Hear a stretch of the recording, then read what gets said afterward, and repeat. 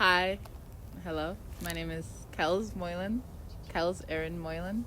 I'm 22 years old, and I was born in West Virginia, and I live in Tacoma, and I grew up in Tacoma, and I really like art. Yes. What's your definition of art? Oh, geez.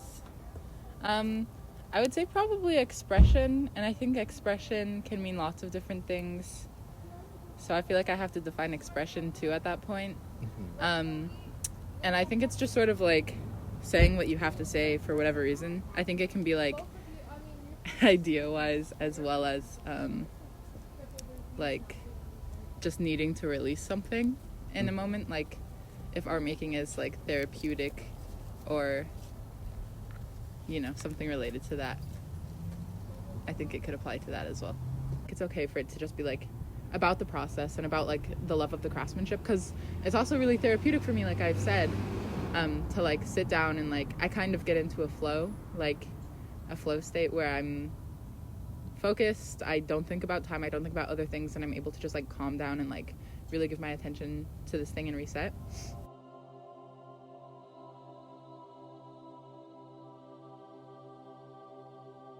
Especially when I'm doing like art making with kids and I invite adults to do it, and I'm like, come on, make art, and they're like, I can't, I'm not an artist. And I'm like, I didn't ask you if you're an artist, I just asked if you wanted to make art. It like isn't like that. There's not like a title of like who can do this thing or like who can create this thing, and then people who like purchase it or something, and people who enjoy it. I think that they're like, I don't know, there's a lot of overlap that people don't recognize.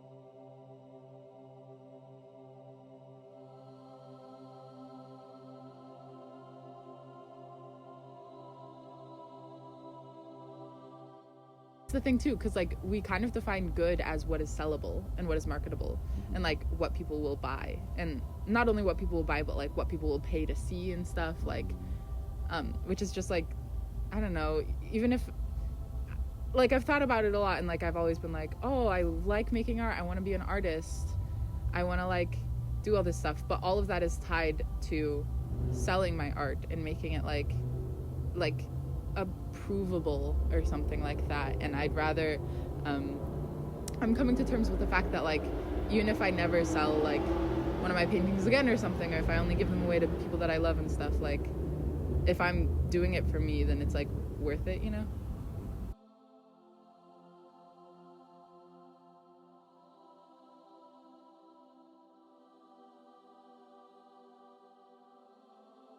I like playing pretend, and I like doing improv, and it is cringe, and it's fun, and it's fulfilling. So like it's really fun to do, and I like it, even if it's like there's supposed to be shame associated with it. And I like don't, it's not that I don't know that I should feel shame, like I recognize it, and then I make the decision to do it anyway, sort of.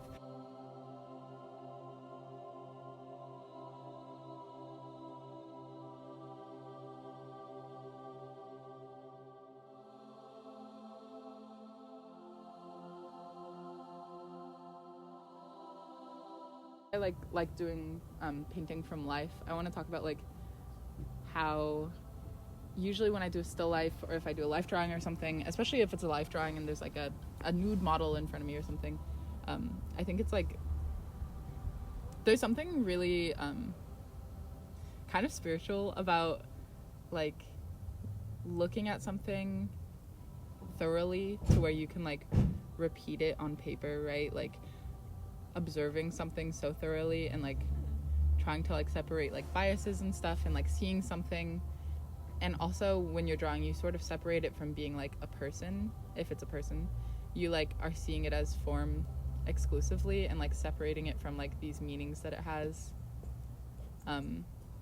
outside of like what you're doing in that moment. So I think that there's like almost like an ode to the subject matter that I'm painting or drawing as I'm doing it, and it's like this recording of the instance in which I saw it.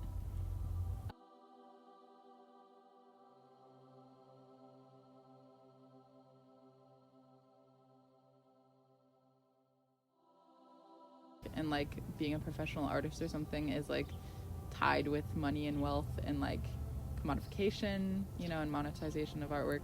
And I like am not super into that. If it happens, I'll be pleased by it, but I also like I don't like when I can feel myself like changing my work with like approachability in mind or something like that, or like with sellability in mind. I really don't like what it becomes then, because it's like way more stressful for one, and also like way more tied to like my value, or like my perceived value of myself, like if I'm able to sell it or something. So like a big part of it for me is like allowing myself to not make artwork if I don't want to, so not force myself to make artwork, but also to like try to be more imaginative with my ideas and stuff. So like I have lots of ideas and I write them down all the time, but like if they don't, do you have hiccups? If they don't like call to me in a way that is like, oh my god, so beautiful. If they don't call to me in a way that is like fulfilling or perceived to be fulfilling, like I don't know, I kind of just do things if I'm excited about them. Same. And like that's how I kind of, it's like weird, I don't really have a plan, and like that's the plan, is that like I just kind of do it if I want to.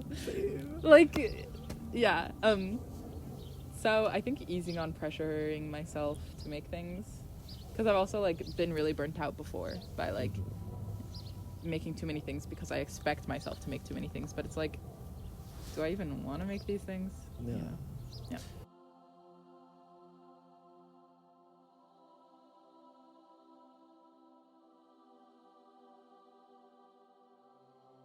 Like, live, laugh, love. yeah, no, like live, laugh, love even, but like it's kind of genius. It's Live, laugh, love is kind of like genius. Okay, shit. Okay, we're gonna end on that note. Yeah. Wait. Anyway, you should do like a goodbye. wait.